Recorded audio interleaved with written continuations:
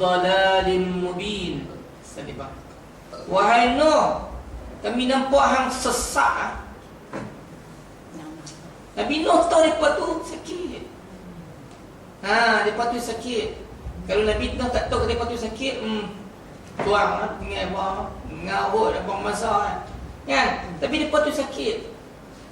Kan? Bila jadi doktor ni, tuan-tuan teruk doktor. Kadang-kadang kena nak kena pipit najis dia. Kan, nak kena cek punca dia sakit ni, nak kena pipit masuk dalam jambang kan dia berak pipit. Nak kena cek. Sebab tak apa. Depa tu sakit. Kan, nak kena merawat depa sakit, nak kena tahu punca sakit dia. Kalau tidak tak tahu, tak boleh nak sembuh lah. Kan?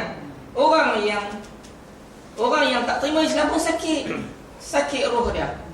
Bila sakit, bila depa kata apa? Macam Nabi Nuh, depa tuduh Nabi Nuh. Depa kata, kami tengok engkau wahai Nuh ni sesat. Apa Nabi Nuh kata?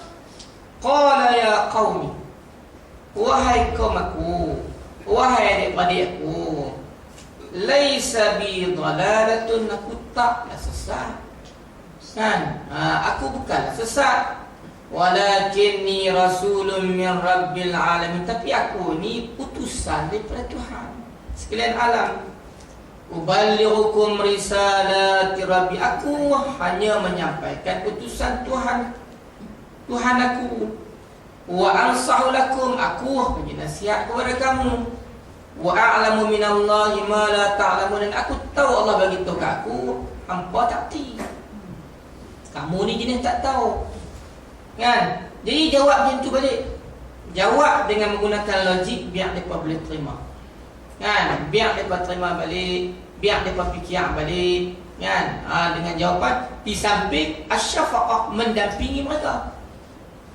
Damping dengan mereka, duduk dekat dengan mereka, pergi jumpa mereka elok-elok, bertuduh. Macam mana mereka nak tuduh? Kan? Kita jawab dengan pendekatan yang elok. Pendekatan yang kita nampak mereka itu adalah pesakit-pesakit roh yang perlu diubati. Bila kita jawab macam tu, dia lain lah. Dia lain lah sikit. Kan? Ni kita pun marah juga lah. Tuduh kita macam tu. Zarapi langsung lah. Jadi tak jadi lah. Itu di antara pendekatan yang dibawa oleh Nabi Nuh alaihi salam. Fa Nuh alaihi salam lam yaghda. Kata ulama, fa Nuh alaihi salam yaghda. Nabi Nuh tak marah. Liqaulihim, kata-kata mereka, wattihamihim, tuduhan mereka, lahu bidhalal, kepadanya dengan sesat. Nabi Nuh tak marah. Sebab tu dalam Quran sebut di antara kekuatan pendakwah itu ialah la yaqafuna laumata laim. Di antara kekuatan pendakwah itu dia tak takut cacian dan makian. Tak takut, tuan-tuan. Susah nak sebut benda tapi nak hadapi susah. Kan? Kita pergi baru buka pintu kereta, dia maki kita, tutup pintu kereta, keluar balik dalam. Segan kan? Jenis tak dengar kata kita cara nak tuduh mereka. Jangan buat tuduhan yang melulu. Kita kena ingat mereka itu adalah golongan yang sakit. Banyak orang sakit lah ni, kan? Kalau kita sakit tubuh badan kita, roh kita tak sakit, kita masih selamat. Kerana tubuh badan kita sakit di atas dunia sahaja. Di akhirat tubuh badan kita tak sakit lah. Tapi roh kalau dia sakit di dunia, dia pergi sampai akhirat, sampai dalam kubur dia duduk sakit dalam kubur, sakit lah dia. Kan? Tapi sakit tubuh badan ni lebih berbahaya. Jadi kita kena bersyukur kepada Allah. Kalau kita ni, apa yang diberikan oleh Allah kepada kita, kadang-kadang Allah bagi kita sakit. Sebab macam mana kan? Nabi sebut warda bima qasama Allah. Warda bima qasama Allah takun aghnan nas. Nabi kata, kamu redha dengan apa yang dibahagi-bahagikan oleh Allah kepada kamu, kamu akan jadi orang yang kaya. Sebab itu kata Imam Al-Ghazali, kalau kita ini melihat, masuk, berada dalam masyarakat, bergaul dengan orang, kita akan jadi orang yang beradab. Kita akan jadi orang yang lembut diri kita. Kerana apa? Kerana bila kita duduk seorang-seorang, kadang-kadang kita rasa kita, ya betul. Kita rasa kita je betul. Bila pergi keluar ke orang, orang lain lagi hebat daripada kita. Kan? Kita duduk rumah, kita duduk berzikir, kita duduk berdiri, kita ish. Kita masa kita dah hebat dah ni.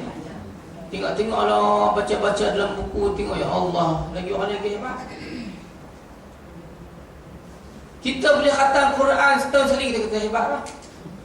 Lagi hebat tuan-tuan. Tengok dalam kitab saya baca kemarin 10 kitab nasihat agama. Cerita-cerita para tabi'in. Ada yang khatam satu hari 8 kali. Tuan 8 kali baca gimana? Bacaan pula, bacaan tertil, bacaan elok-elok. Kan? Bacaan dengan beradab. 8 kali, 4 kali siang, 4 kali malam. Itu nak cerita lagu mana? Kita ni setahun sekali, tak apalah setahun sekali. Ini kan tak baca Allah. Kan? Jadi kadang-kadang bila kita duduk seorang-seorang, kita tak tahu apa, kita tak ambil berat apa, kita rasa kita hebat. Kita kena ketahui bahawanya kehebatan kadang-kadang ada kepada orang lain. Kan? Bab akhirat ni Nabi kata kena tengok orang yang hebat pada kita. Bab akhirat ni memang kena tengok orang yang hebat pada kita. Bab dunia tengok orang yang rendah pada kita. Bab dunia tengok orang rendah kita pun kita rasa cukup dah kita ni. Kan? Cukup lah. Bab akhirat tengok orang hebat pasal tak cukup. Allahu Akbar. Allah tak cukup. Kan? Baik, itu yang kedua. Yang ketiga, at-tablighu bil kalamil mubin. Nabi Nuh menyampaikan dengan ucapan penyampaian yang jelas. Nak sampai Islam ni kena bagi jelas. Orang nak terima tu boleh faham elok-elok. Kan? Kena sampai bagi jelas. Biwuduhin tamin, dengan suara penjelasan, ulasan yang boleh membawa kepada faham. Karena Allah berfirman dalam Quran Karim, a'udzubillahi minasyaitonir rajim, wa ma arsalna min rasulin illa bilisani qaumihi liyubayyana lahum. Tidak kami utuskan para rasul itu melainkan melalui lidah kaum dia. Nabi Muhammad turun kepada orang Arab di Arab. Sebab tu bila orang tuduh Nabi Muhammad yang menulis Al-Quran, tak logik. Yang pertama, Nabi Muhammad Nabi ummi, tak boleh tulis, tak boleh baca. Mereka kata Nabi Muhammad ambil daripada orang Rom, ambil daripada orang Parsi. Mereka tuduh kerana ada sastrawan-sastrawan daripada Rom dan daripada Parsi. Nabi kata mereka itu mahir di dalam bahasa Rom, mereka tu mahir dalam bahasa Parsi, mereka tu bukan mahir dalam bahasa Al-Quran. Macam mana mereka boleh menulis Al-Quran? Tak logik. Kan? Bermakna Nabi turun kepada bahasa kaum dia, bahasa orang kampung dia. Kan? Kita orang Melayu turun kepada Melayu lah. Kita Melayu. Kan? Nak kena sampai Islam itu dengan jelas. Dengan jelas. Dengan mudah difahami. Nampak Islam itu agama yang mudah. Islam itu bukan agama yang susah. Islam itu agama yang mudah, tetapi mudahnya itu beradab. Islam mudahnya itu beradab. Kan? Ada peraturan-peraturannya. Mana ada agama lain ada peraturan macam agama Islam? Kan? Kehebatan syariat Islam mana ada? Kita ni ada syariat. Syariat tu yang tak payah kita fikir. Allah bagi benda yang tak payah kita fikir dalam syariat, suruh kita ikut. Buat ikut. Dan syariat itu semuanya untuk kebaikan kepada kita. Tak ada benda yang buruk kepada kita. Allah kata buat ni, buatlah kita. Semua ada kebaikan yang tak payah kita fikir. Ada yang Allah nak suruh kita fikir. Sebab tu ada dari syarak yang datang secara umum yang kita nak kena fikir. Ada dari syarak yang datang secara khusus, secara detail yang kita kena buat tanpa kita fikir. Hak kita fikirlah. Nak buat lampu isyarat, kena fikirlah. Kan? Hak tu kena fikir. Hak sembahyang, hak puasa, hak buat hukum, hak tak payah nak fikir, jangan duk fikir. Buat bagi elok. Barulah hidup kita ni elok dengan bersistem. Kalau tidak, Tak selesai sampai ke bila. Dan sampai ke bila takkan selesai. Selagi mana kita ikut syariat ni, kita tidak akan hidup dengan aman. Kerana keamanan itu telah dijanjikan oleh Allah. Apabila kita mengikut lunas-lunas yang diberikan oleh Allah, mesti aman. Selagi mana kita tak ikut lunas-lunas yang Allah bagi, kita tak akan rasa aman. Kita rasa tak akan selamat. Selagi mana kita tak ikut apa yang diberikan oleh Allah. Baik. Wa ja'alallahu ta'ala wazifatar rusulil kiram. Allah menjadikan tugas para rasul yang mulia ini untuk menyampaikan at-tablighul mubin, menyampaikan dakwah itu dengan jelas, kan? Iaitu dengan tanpa ada ragu-ragu.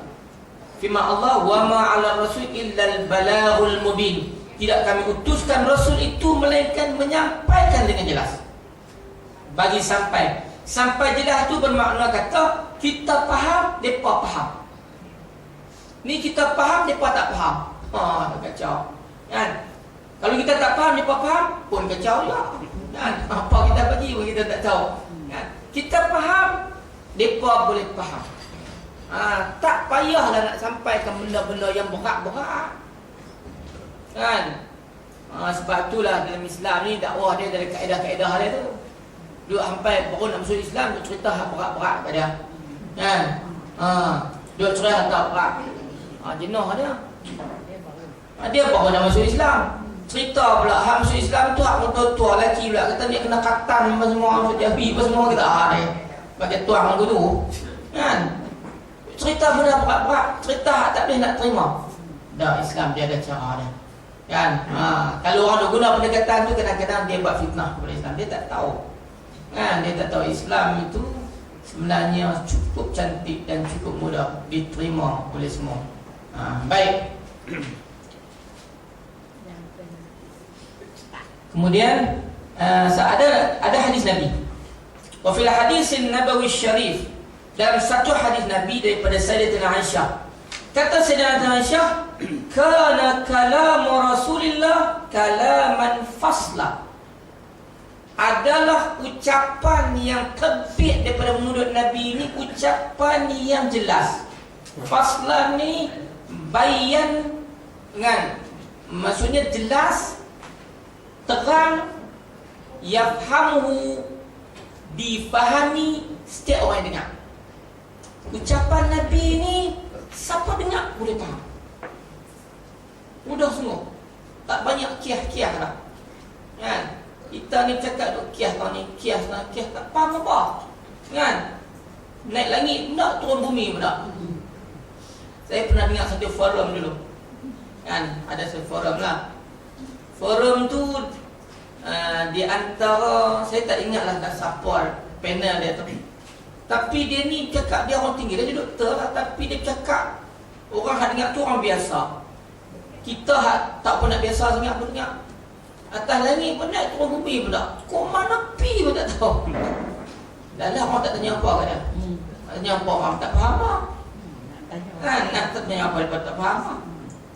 Jadi ucapan Nabi, kalau Nabi cakap, hak dengar boleh faham, ada masalah apa, kan? Sebab tu semua sahabat tak ada masalah.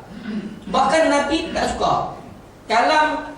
Kata ulama, al-kalamul mubin, kalam, kataan yang jelas ni ialah an yata'annad da'i fi kalami. Dia cakap tu tak gelojoh, kan? Dia bercakap tu taklah kalut cakap sangat, kan? Dia bercakap yang orang boleh terima percakapan. Bahkan Nabi marah orang yang bercakap dengan ucapan dia itu terlalu berat sehingga orang tak boleh nak faham. Nabi tak suka ucapan yang terlalu berat yang menyebabkan orang tak boleh nak faham. Jadi mesej Islam tak boleh nak sampai, kan? Sebab itulah di antara kaedah dakwah ni ialah ad-da'watu ala qadri aqulihim. Kaedah dakwah ni kita sampaikan dakwah ikut kadar orang boleh terima. Kita pergi ke orang kampung, cakap orang kampung lah. Kita pergi ke orang pekan, cakap orang pekan lah. Ataupun kita pergi, kan, kita pergi kepada orang-orang yang terpelajar, mungkin cara terpelajar. kena cara orang yang boleh terima, barulah Islam. Yang penting kita nak sampai mesej Islam tu. Hak tu yang paling penting sekali. Kerana kita kena ketahui orang yang kufur itu, orang yang tak Islam itu ialah dia itu sakit. Kan? Orang sakit ni kan boleh bagi kelakar ke dia. Jadi dia marah lah. Itu yang ketiga. Yang keempat, ad-da'watu ila Allah fi kulli waqtin mulaim. Nak sampaikan dakwah ni kena melihat waktu-waktu yang sesuai. Kan? Nak tengok juga waktu-waktu yang sesuai, yang boleh diterima. Ada orang dia sesuai macam ni, ada orang dia sesuai macam nu. Kan? Dia kena tengok waktu-waktu yang sesuai. Misalnya waktu orang duk sibuk, tengah duk sibuk, kita duk pergi ajak dia, tak jadi ya. Kan? Waktu dia duk tidur, duk pergi ajak dia, tak jadilah. Dia ada waktu-waktu yang sesuai. Bahkan Nabi SAW pun Nabi tak bagi kuliah Nabi sepanjang waktu. Walaupun Nabi tugas Nabi menyampaikan dakwah, bukan Nabi setiap hari, kerana Nabi pagi sampai petang ke kuliah kan. Kan? Biar ajar orang lah. Tak. Kerana Nabi pun bimbang, takut orang tu cemui. Kan? Nabi pun bimbang, takut orang tu akan bosan. Dalam hadis riwayat Ibnu Mas'ud, kana Nabi sallallahu alaihi wasallam, ada Nabi sallallahu alaihi wasallam bila menyampaikan dakwah mengikut kepada hari-hari tertentu yang boleh diterima. Bila sahabat tanya, Nabi kata, aku bimbang, takut kamu ini akan bosan. Sebab itu salah seorang daripada sahabat Nabi yang bernama Ibnu Mas'ud, dia ni bagi kuliah dia seminggu sekali hari Khamis. Dia bagi kuliah dia kan seminggu sekali. Itu hadis. Faqad aqrara al-Imam al-Bukhari rahimahullah an Abi Wa'il qala kana Ibnu Mas'ud yuzakkiru an-nasa fi kulli Khamis. Riwayat daripada Imam Bukhari daripada Abi Wa'il kata, ada Ibnu Mas'ud memberi tazkirah, memperingati manusia, orang, para sahabat ni pada setiap hari Khamis. Faqala lahu rajulun, seorang lelaki pergi bertanya kepada dia, ya Aba Abdurrahman, wahai bapa Abdurrahman, laudittu annaka zakartana kulla yawmin, kalau boleh bagi kami tiap-tiap hari syok. Kan? Boleh bagi tiap-tiap hari. Seronok. Ni para sahabat memang seronok pun dia bercakap. Kan? Kata dia, qala Ibnu Mas'ud, amma innahu yamna'ni min dhalika, adapun yang menegahkan aku daripada demikian itu kerana aku bimbang, takut kamu ini merasa bosan. Ialah 2 bulan lebih dia tak mempan segan, tapi surat dia lah. Surat dia lah. Seminggu sekali itu sesuai lah. Kan? Seminggu sekali itu okey lah, macam kuliah-kuliah kan. Seminggu sekali, tiap-tiap hari. Tiap-tiap hari itu boleh kalau pengajar di sekolah. Kerana pembelajaran. Kan? Pembelajaran tu dia mesti macam tu lah. Pembelajaran seminggu sekali dia tak boleh bawa, tak habis silibus. Kan? Tapi untuk bagi kuliah ni, minggu sekali pun tak apa. Minggu 2 kali pun boleh lagi lah, tapi pun besar. Tapi yang penting, benda tu perlu istiqamah. Kan? Kata Ibnu Mas'ud, amalan Nabi SAW sendiri buat macam tu, maka aku pun ikut cara yang Nabi lakukan. Jadi, waktu yang sesuai. Kan? Waktu yang sesuai. Kadang-kadang waktu sesuai ni, tengok keadaan orang lah. Kan? Tengok, ada kadang-kadang waktu pagi. Kadang-kadang setengah-setengah pejabat ni, dia waktu pagi. Ada pejabat-pejabat yang aktif ni, dia mau ada kuliah-kuliah dia pejabat pagi Jumaat. Itu cukup sesuai. Ada yang pejabat-pejabat ni buat kuliah petang. Kan? Petang tu kadang-kadang kurang sesuai. Kan? Ni pejabat dengan bos-bos pun turun sekali lagi. Tu kenapa cantik sesuai tu. Ni bos minta turun, hak ketua betul, hak turun pun hak komand-komand dan turun ni lah. Pak tu di luar mengaji lah, Pak Jemi kan. Kadang-kadang kena tengok dia ada studio ni kan. Kemahuan tu. ada ruang-ruang, kan ada ruang-ruang. Setiap orang ni dia ada ruang-ruang dia. Setiap orang ni dia ada kebolehan-kebolehan dia, kelebihan-kelebihan dia. Ada orang tu dia berada di tempat dia mengawal tempat dia, dan dia memahami Islam. Dia kena cari ruang. Dia tak boleh mengajar, dia cari orang mengajar. Dan bila dia cari orang mengajar, dia dapat pahala macam mengajar. Sebab Nabi kata, ad-dallu 'alal khair kafa'ali. Ad-dallu 'alal khair, orang yang tunjuk jalan kebaikan, dia macam orang yang buat baik. Dia tak boleh mengajar, dia panggil tu orang mengajar, mai pejabat dia tak boleh ajar. Inilah saya boleh buat. Kan? Saya ingat ni arwah almarhum Ustaz Syuhaimi. Ustaz Syuhaimi bukan paksi tu lah. Ustaz Syuhaimi tu dia mengaji di India, dia memang hebat ilmu dia. Tapi kadang-kadang Ustaz Syuhaimi ni dia kata mana cakap tak pun payah dia tu. Tanya soalan dia, ilmu banyak, dia susah dah. Entah ni anak tolong buka kelas paksi, anak tolong cari guru mengajar. Alhamdulillah. Jadi dia ada usaha dah. Tinggi usaha dia, tuan. Alhamdulillah, rumah yang tinggi yang dibuat oleh Al-Fadhil Ustaz Syuhaimi. Jadi sekurang-kurangnya kita ada ruang-ruang kita macam tu lah. Saya nak mengajar apa, saya mengajar tak boleh apa, tak ada ilmu, tak boleh. Apa ruang yang kita boleh? Kan kita boleh salurkan mengikut kepada waktu yang sesuai. Kemudian di samping itu juga menggunakan taqayyar as-sighah, menggunakan alunan bahasa yang sesuai apa? Kan? Dah ada waktu sesuai, bahasa pun nak kena sesuai juga dengan orang terima ni. Kan? Kadang-kadang dia kesal sangat, kadang-kadang dia lembut sangat, tak boleh juga. Kan? Tengok tempat. Kan? Tengok tempat kesesuaian manusia itu. Biar kita boleh sampaikan kepada orang ni, semua orang boleh terima, dengar dan menerima. Kadang-kadang kita guna bahasa, ada orang yang suka, tetapi hak suka tu lah dia main pun. Kan? Hak lain tak main lah. Dia kata kalau dia ni main, kami pergi penuh orang, tapi semua puak-puak hak suka dia lah. Kan? Jadi mesej dia tak sampai kepada orang lain lah, sampai kepada setengah-setengah saja lah. Dan biar mesej Islam tu boleh sampai kepada menyeluruh. Kerana kita nak ayat kita, orang kita ni memahami Islam. Satu sudut yang boleh mereka tu memahami Islam, itulah yang paling baik sekali. Bila faham Islam, faham suruhan Allah, faham halal dan haram, faham tegahan ni, dia dah mempunyai tanggungjawab dia. Kalau dia faham dah, dia tahu dah, dia mau mengaji, dia mau terima, dia mau dengar, tapi dia buat juga apa yang Tuhan larang, itu tanggungan dia yang cukup besar. Kita lepas tuan, kita dah beritahu kan? Kita dah beritahu, kita dah bagi kaedah macam-macam. Manusia itu dia ada tanggungjawab dia. Baik, itu yang keempat. Yang kelima, ajaran ini dia tak apa-apa lah, nak panjang sangat. Yang kelima, at-targhib wa tarhib, menggunakan kaedah tarikan dan ancaman.